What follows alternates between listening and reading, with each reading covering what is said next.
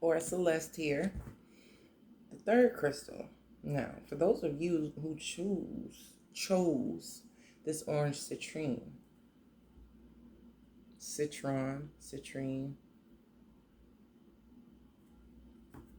the message that's coming through for you, especially with just this crystal, it's going to activate the root, the solar plexus, and the sacral chakra.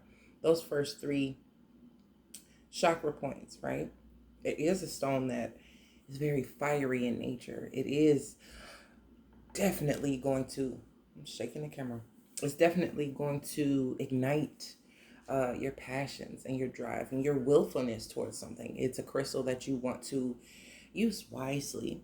You have to be ready for where it takes your energy or what it attracts towards you. Okay. Now, it also activates the third eye chakra. So you want to have a good sense of sight, if I can say that. Not just what you're seeing with your physical eyes or what you're hearing with your physical ears, because a lot of that stuff, you're going to have sleight of hand. So what looks like magic or what looks like something being presented to you, a lot of times it's only half factual or contrived even. And with the normal consciousness, a lot of people can fall privy to what's coming towards them because it preys on your power, your drive, that willful place. And so you have to have a good sense of who you are, but also being able to see through certain things. So the citrine crystal is really going to cascade certain things into your environment and into your energy sphere that if you're not careful, you can fall privy to or be susceptible to your personal will and desire. Now, when you start to see things that align with your desires, it's with your intention that you're desiring certain things, that you're calling certain things in. You know, people want to be millionaires, or, you know, people call in soulmates, or people call in certain things into their environment they may not wholeheartedly be ready for. So then when it doesn't come through, or it falls through, or it isn't fully beneficial to them, they start to question their manifestation ability, or instead of looking at the intent behind it, because the citrine is just going to amplify what it is. It's almost, it gives me Jupiter vibes. It's going to magnify in some regards what you desire and what you're willing to do for it. And you'll get a burst of energy with certain things you desire versus, and those are wants. I'm talking about those desires that are purely wants and not needs. You'll see that you may have energy for all of these desires that you want to come to pass, but when it comes to the desires you need to be focusing on, there may not be as much momentum. So really, when channeling the energy of the citrine, it's a very good idea to have clearly designated what your desires are based on your needs to thrive, to live, to keep hitting those goals versus your wants, which could really stray you off course, or not waste of time, but they're like detours in where you're actually headed, or they'll conflict with your desires for what you need. These things that you want may not be a good fit. The citrine is going to bring all these things up. So with the Angelarium card, I got left eye, Bana, knowledge. And it made sense now why the singer who has already passed, Lisa Left Eye Lopez, why her name was Left Eye. She was on this ancient knowledge a long ago. She had a futuristic outlook anyway. I think her North Node was in Aquarius. So she had an affinity towards things that were not typical, not usual.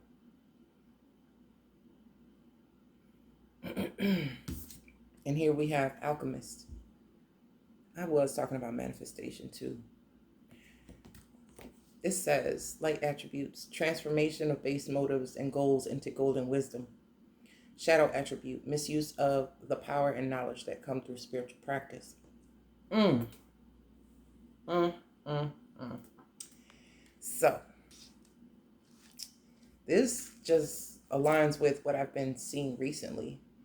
It's like when people have information, or they feel like they have a little bit of information, they can do certain things. There's no, people aren't looking for how to do things safely, or to really understand what they're doing before they do it. They kind of just jump in head first and then blame the effects on whatever they're using versus taking accountability, like, oh damn, I misused this, or I didn't know what I was doing, or I didn't prepare fully.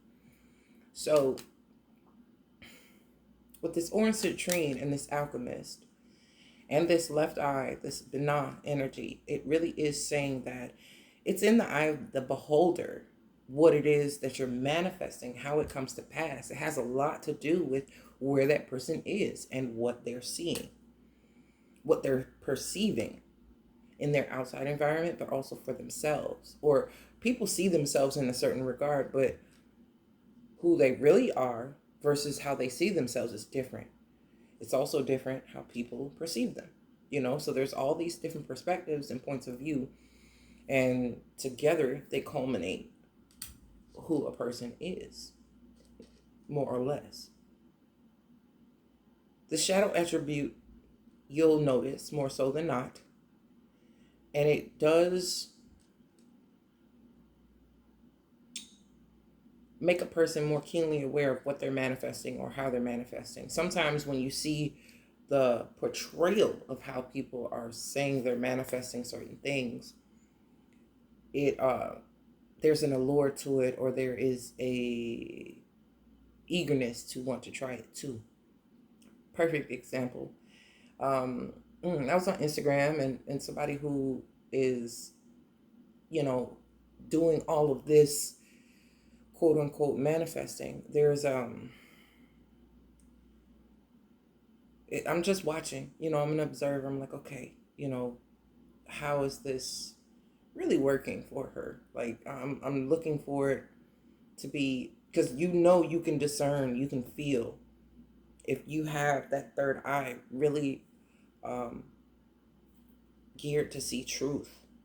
You'll know it when you feel it. You'll know it when you see it. You'll know it when you hear it. That's why you're just solely your eyes and only your ears. There will be a level of deception that comes through, because alchemy is an energetic thing. It's not just base metals, but it's how people are using the knowledge, right?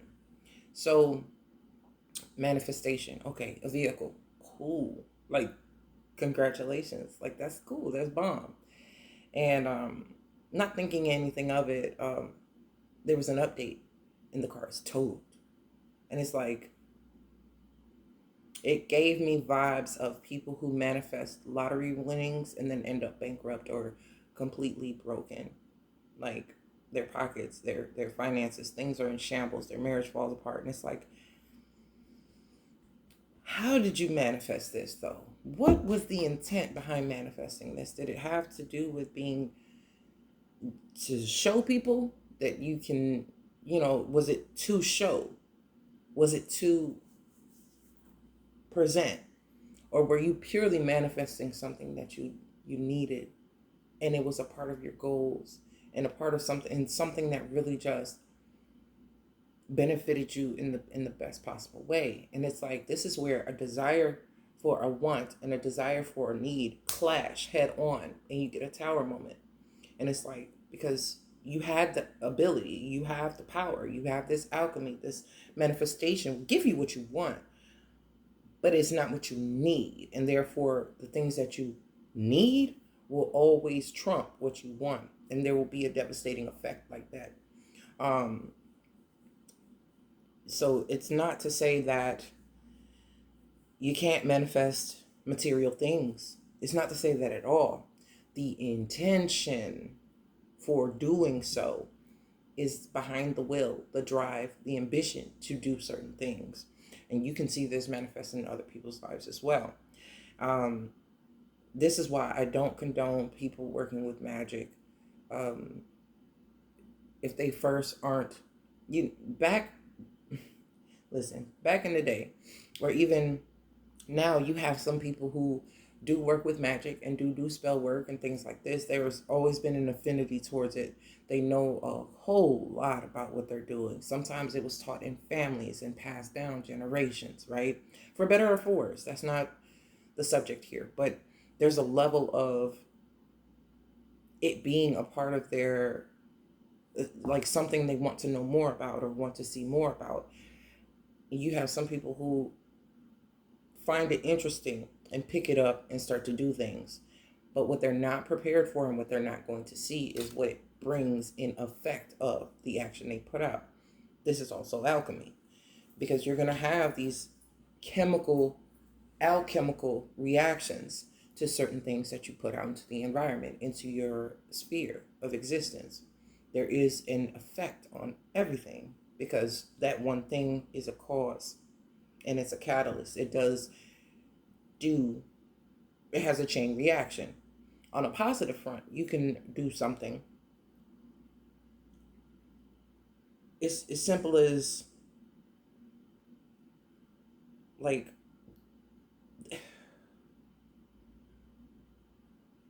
what I'm getting. It's two different things I'm getting.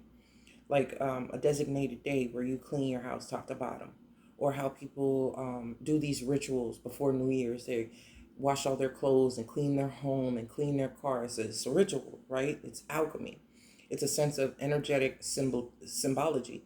Or they'll cook in the South. They'll do the black eyed peas and the greens. Why, to keep the eyes open, to be able to see these opportunities. These greeny leafy greens represent the money. There's a sense of symbology there. There's always a reason why people are doing certain things that they don't even realize, or they could realize it, but they don't recognize it as ritual or alchemy or anything magical. But it is the influence that a lot of people are still using, because they could be like, well, we've always done it. We've always done it this way. My family has always done it this way. And it's like, okay, you understand. Well, maybe you don't understand, but it could be linked to, this is how people have their superstitions. So if you do something in a repetitious manner, if you do it all the time and you believe it enough, it does come to pass. This is the sense of magic, of a spell, of alchemy itself. And so even when it comes down to how people spend holidays, how they do birthday parties, how they do family reunions, there's a sense of ritualistic meeting, alchemy too. There's something influenced by that. But alchemists, the base motives, transformation of base motives and goals into golden wisdom. You first you first have to have some type of base of wisdom, some type of foundation to actually stand on. And the transformation of that is to, like, kind of deconstruct it, or to strip it down to its natural form and really remove what has been assigned to it, and have your own sense of understanding of what it means. And therefore you can be more decisive about why you desire this thing, or why this thing appeals to you so much, and whether or not it's a need or it's a want. The sacral chakra is where we feel, and we have, ooh, like, damn, I want that thing, or ooh, that made me feel, it's that feeling center. And then the solar plexus is very mental, and your root chakra is very grounded. It's very, like, you want to sense it, you want to taste, touch, smell, hear, see. It wants to make things real. And so all of these chakras working together, they have to first confer with the third eye to be able to see how this would benefit you, or how this could create adverse effects in one's environment. When dealing with chemistry in general, if you're not a good match to something that you're trying to manifest, there will be a reaction that could be noxious, toxic, and this is really what it comes down to. The alchemy of relationships itself. If the chemistry, some people are going off of how reactive they are to another person, or vice versa.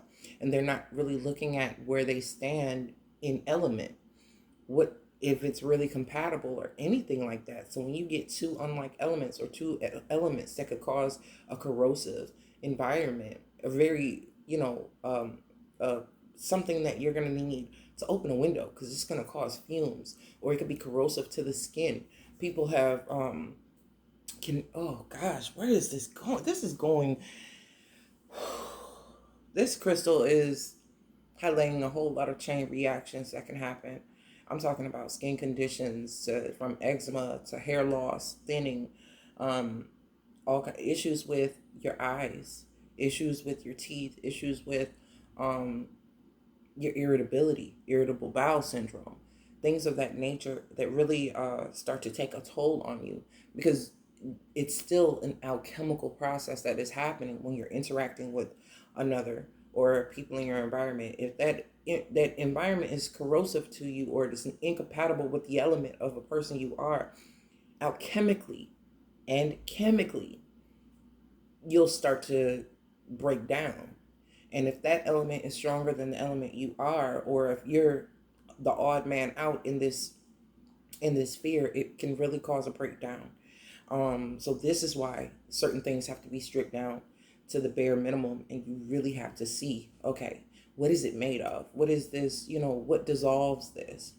And this is where the devil card is starting to come very, very clearly to me, because with it, you're either going to coagulate and come together, like blood will clot, it coagulates. And then an anticoagulant, or something that breaks it apart, would be a dissolvent.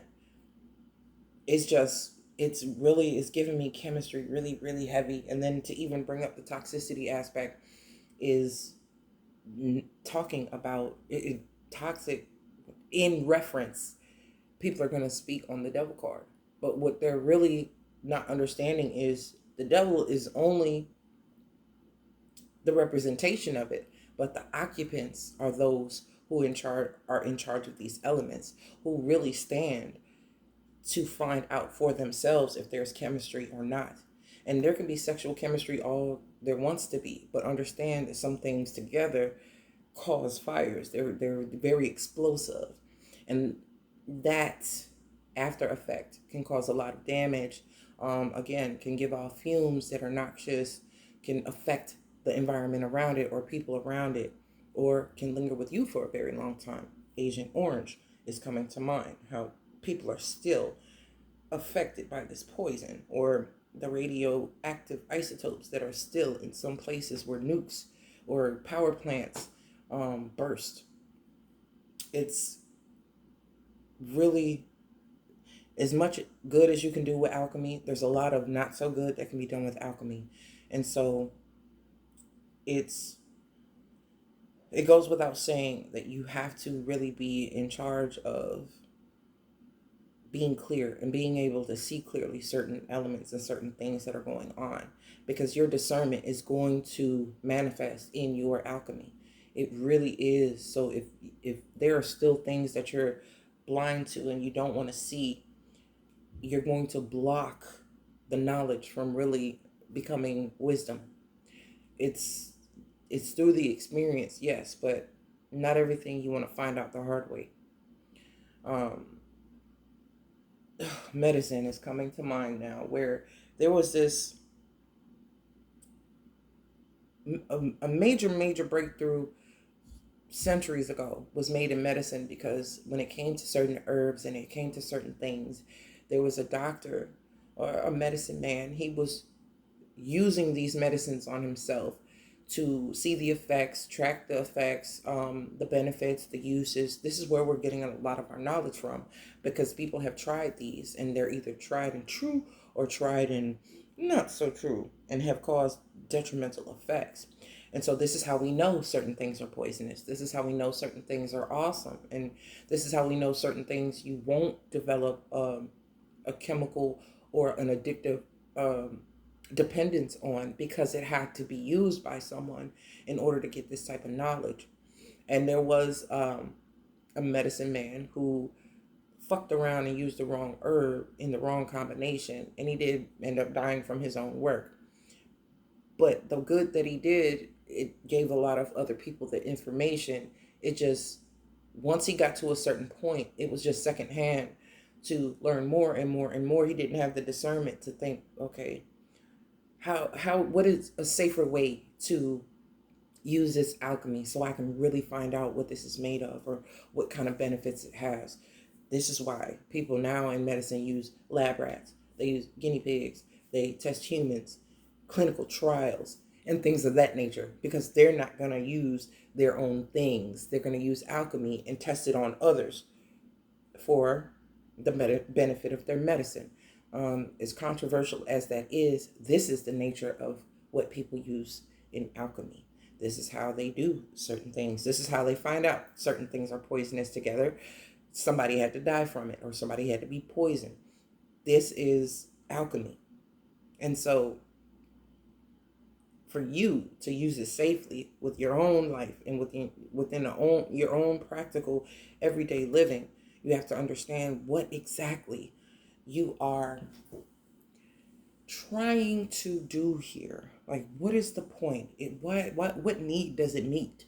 And what do you really want to achieve with this?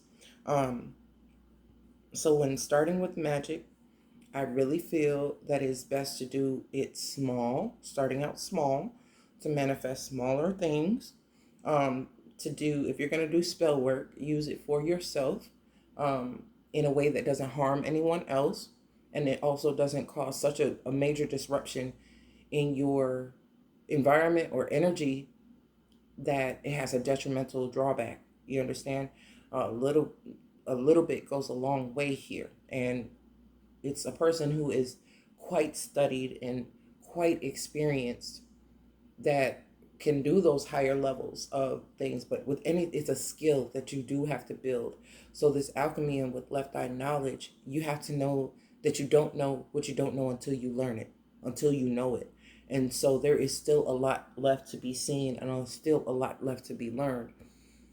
What you do know and what you have studied, you can start with that and start manifesting for yourself little small things that, like I said, don't disrupt your everyday environment, but do add a level of magic to it. So to be very decisive and be very clear, what is a desire in a want fashion where you could actually do without it? It's just something you want.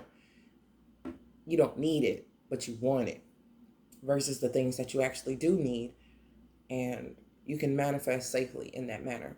Now, the Tesla is coming back to mind, and people are like, okay, well, it's a vehicle. People want cars. But the intention behind that type of big name car, or, different things like that, is like, it really is a conversation starter. It's a showpiece. Are we looking for necessity just as function? Because if that were the case, it could be a fucking Honda or a Toyota Corolla. It wouldn't turn heads, though. So what is the intent behind it? Not to say that it is what caused the accident, but it could also be attractive to an accident if manifested in the improper intent. So alchemy is very powerful here, especially with this orange citrine, because it is attractive. It's very attractive, and it makes you an attractive person. So the intent in which you attract certain things is almost like equivalent to the energy that's going to be attracted in the opposite way towards that thing. To know that you have something, because you wear the alchemy on you. It's like a signature. So once you let it out and once you release it, it's signifying something. It's really a part of your energy now. And so those things that deter it or are in direct opposition of it will definitely be attracted to it too. So this is why love spells backfire. This is why certain things are not the safest things to play with. So if you're doing so from a pure place of intent and you have the full knowledge of what you're doing, because people who don't even have the full knowledge of what they're doing, they're so rocked by the effects that they feel like someone else is doing something to them. And so this is why knowledge is key. Discernment is key. So it doesn't matter what you do, but it's how you do it. Definitely how you do it.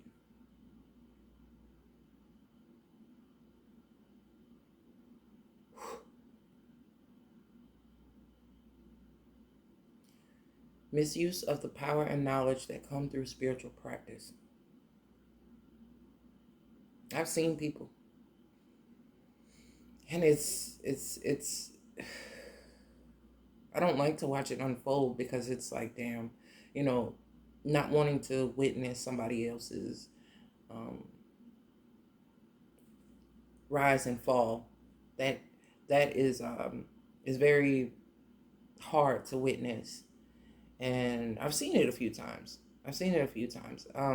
But I also noticed in my own life where things like that have transpired when it wasn't even the use of spiritual practice, but how if I wanted something and it wasn't a desire based on a want, but more so a need that I could have done without, or I could have thought through more.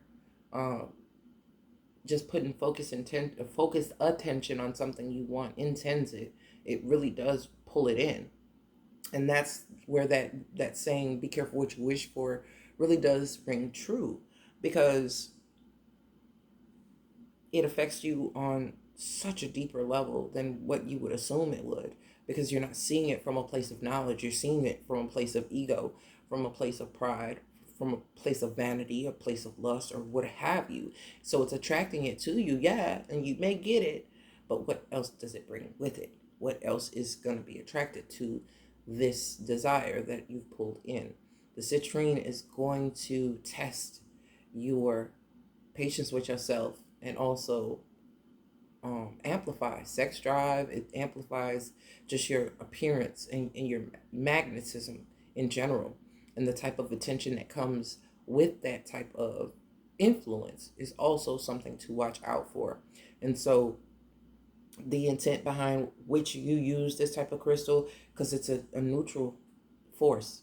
It's very neutral. So are angels. Angels are neutral until you use them for whatever you use them for. And I give no fucks. Archangel Michael has a mean streak. He doesn't carry a sword for no reason. You know, any. I'm telling you. So, it is intent. It is about, certain things like that. Whatever you're associating with, whatever you use, whatever you call on. There are certain spirit guides and stuff that will carry out what you're intending or help you with what you're intending, but they're not going to be responsible for the drawbacks. They're not. That's something that you have to do on your own. That's something you have to manage on your own. If there's an explosion in your lab, which is your life, your house, your environment, your home, your car, your job, if there is some type of blowout with something you're manifesting, you had help in manifesting it, true, because this is something you may have commanded or intended with the help of these helpers, but they're not responsible for the drawbacks. They are only following commands. And so, left eye knowledge, it's really asking you to open up your third eye to be able to see clearly before you start to use alchemy in a way that could actually harm you. This is why people have warned against it for so long, and even you'll hear my messages here have that tinge of, hey man, you sure? Because it's a very delicate thing. It's a very delicate practice. Not everybody who knows how to pick up tools should be in the shop making things. Spoken from a person who studied carpentry. Not everybody was supposed to be in there with saws and sanders and planes and routers. Is not for everybody. It is not for. I'm getting, what's that dude, Fire Marshal Bill? I'm getting all kinds of like TV references where people, are irresponsible and cutting their damn thumb off and just doing weird shit. And it's like, you're supposed to be safe. You're supposed to know this shit. It's really teaching some people the hard way to have to come into contact with people who have done it wrong in order to learn the knowledge and take the time to do it right. It's not for everybody to learn in that way. Some people have to be hard-headed with it. And you got to understand, it best not be you. It's best to be on the up and up with things that you really do want to get better at. It is a skill. It is a fucking skill, okay? So, left eye knowledge is like sometimes you stand out by being the one who wants to know clearly how something really works. You do want to know the regulations. You do want to know how to do it right, or be taught in a way that is in alignment with the way it's supposed to be done in order to have a leg up in, somebody who just has never gone through those types of things. Or never taken the time or put in the energy or the actual work to do these kinds of things. And this could be on your job. Like, you know how to do your job and you know how to do it well. It's because you learn how to do it right first. And once you get into your groove, then you could be more fluid and do it in a way that suits your style better. But you still have the basis, the foundation, the actual knowledge, and you know now the wisdom why this does work or how this could have been better, and it may not work. It could have been written by somebody who has never done the work, and those are the types of things that you're actually going to figure out when realizing this alchemy in your real day-to-day life in your existence. So I shit you not, there was just a post and I wasn't gonna comment on it, but I knew I had to. And it said, thank you to all the YouTube readers that told me that I was going to encounter a soulmate, twin flame, or new love 200 times in the last year. I really appreciate it. And then someone else said, but did he actually come back? And then she was like, no, he actually hates me.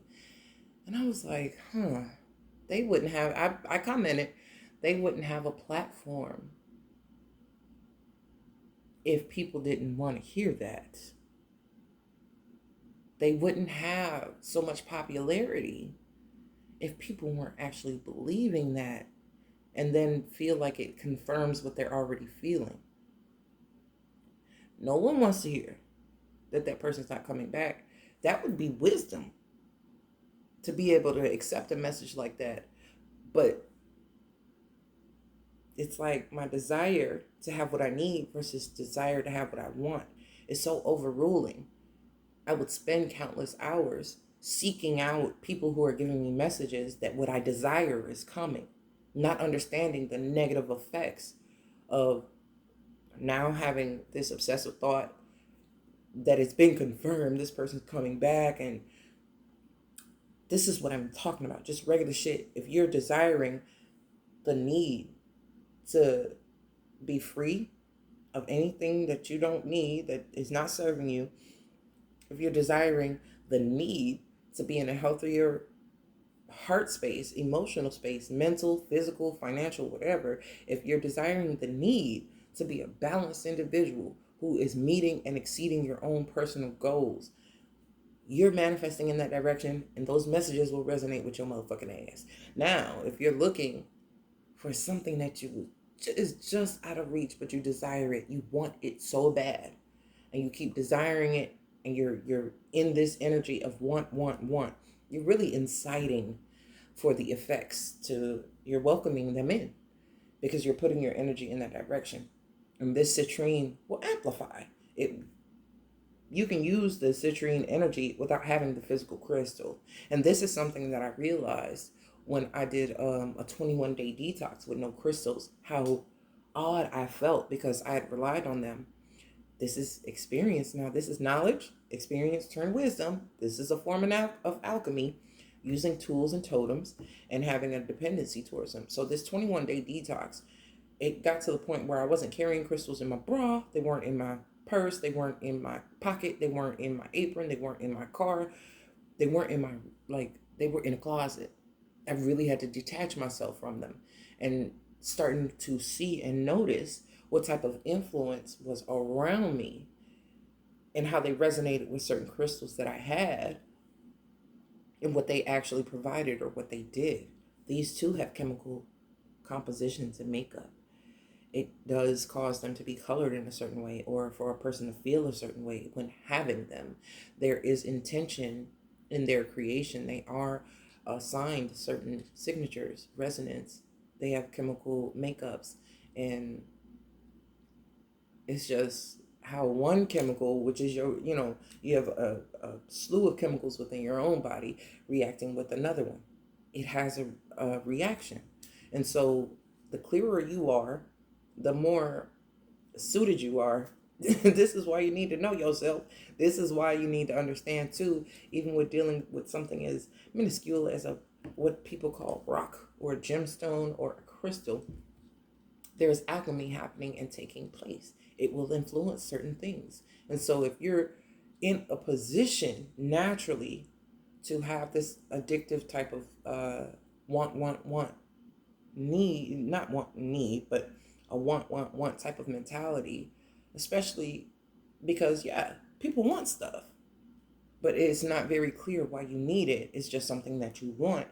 You will, in turn, have all the shit that you want and realize, damn, it doesn't serve the purpose of my needs. So it still is a learning curve there. It's like some people just definitely learn the hard way. But after doing so many fucking times, we have a sense of discernment that should be, like that hitting that button, like smacking some sense into ourselves. It's alchemy is in everything. It's in everything. Learning a skill, learning a trade, being in school. There's a sense of alchemy in every environment you enter. You can feel it when you walk into a room. You can sense it. And so this is really, not everybody is logical or scientific or anything like that. But if you're not, if you're emotional, you have an emotional type of alchemy you could use. If you're a mental, logical type of person, you have a mental alchemy you can use. If you're a physical person and you need to touch something, and this is just the way you learn, you need to know when hot is too hot. You need to know when sharp is too sharp. And you have to be able to sense that, see that, and know that. You have to really hone in that type of skill. Some people just eyeball shit, and luckily they have good perception, because otherwise some shit could be off the mark. People use alchemy when cooking, when they put a dab of this and a dash of that and can't tell you how to recreate this thing. It's just something they know. That's a sense of alchemy as well. You have some people who eyeball and do that shit and it's too salty, too sweet, too dry, too whatever. You know what I'm saying? So not everybody's going to use alchemy in the same exact way. Everybody has their own gifts, talents, abilities, true enough, but don't exclusively tie alchemy to magic and the occult, because it's more so than that. Everything is reacting to everything else in its environment, or it's being proactive with something in their environment. Like you have preventative measures that you take so that you're not reactive to certain things. If you put up a baby gate so the baby doesn't fall down the steps, you won't have to react when they actually fall down there.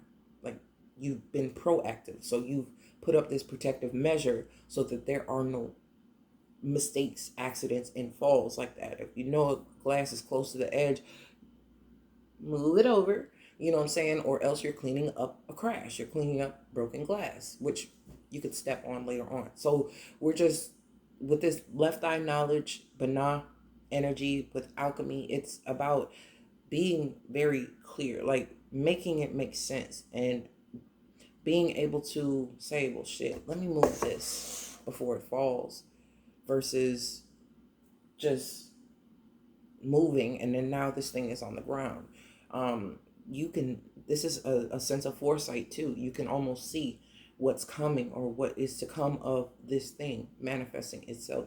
You're not having these thoughts for no reason. You're being shown why, like through your willful ability, through the senses, you're picking up things in your 3D vibrational dimension, but also you're feeling certain things, and then you're thinking certain things in this heart, in this solar plexus chakra. There is a connection that's happening there. That second brain is in this area.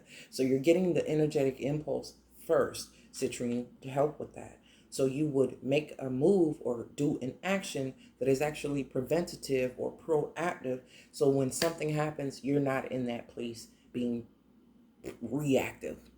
So this is how alchemy too can manifest on a more broad scale and on another type of scale. This is why people wear goggles, or why people wear gloves, or why people protect themselves from doing certain things, because of the likelihood that it can occur. Alchemy, but it's just about having having sense. People think it's common sense, but it's some people really have to be taught the hard way. You know, if somebody didn't get burnt first, then people wouldn't know that certain things are hot and not to touch them. This is the reason why you have caution on plastic bags. This is not for kids or animals, or, you know, to play with, because it can lead to suffocation. Somebody had to die from being suffocated with a plastic bag, or touching a hot stove and burning themselves, second, third degree burns, for somebody to feel compelled to put a caution warning on some of these things. You have to understand. So this is why we have safety measures in place. So even when it comes to alchemy, if you are dealing with the occult, or you are dealing with, and people think spirituality and occultism and ritual and different stuff like that are not connected, when it's really, it depends on what term you're using. It really does. What you're doing could be looked at as spiritual, but it could be looked at as magic, occultism, esoteric, whatever somebody wants to call it. Do the shit safely. That's all I'm saying. And just know that you don't know what you know until you learn it.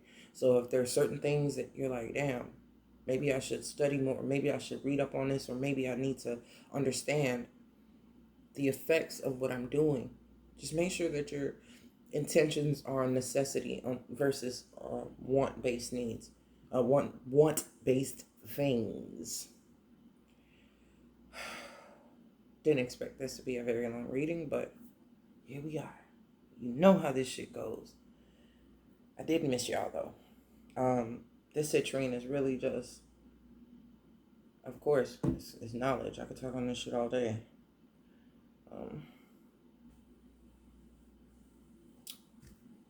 Before using this crystal, be in a place of centeredness. Use it after you meditate, or meditate with it after you have done a preliminary clearing or cleansing of, you want to be very clear, a clear channel, and have like a blank slate to build on. Because if you have anything residual that needed to be cleared out, or you're just trying to skate it to the side and use it, it's going to amplify more those things that are residual, just as much as it is whatever you're intending.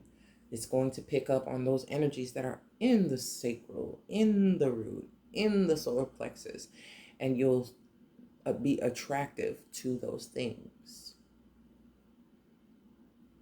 I'm going to leave this here, and I'm going to leave this here, and I will see y'all. Don't know. My birthday is in a week.